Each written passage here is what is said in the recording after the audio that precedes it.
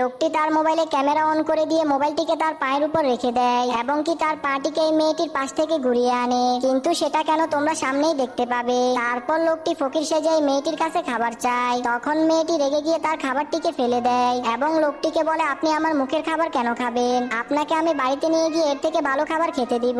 তারপর মেয়েটি লোকটিকে তার বাড়িতে নিয়ে গিয়ে অনেকগুলো খাবার এনে দেয়, কিন্তু মেয়েটি লোকটিকে খাবারের নাম দিয়ে কিডন্যাপ করে ফেলে। তারপর যখন মেয়েটি লোকটির জ্ঞান ফিরায় তখন লোকটি মেয়েটিকে দেখে অনেক অবাক হয়ে যায়। আসলে ওই সময় মেয়েটি সবকিছু দেখে ফেলেছিল।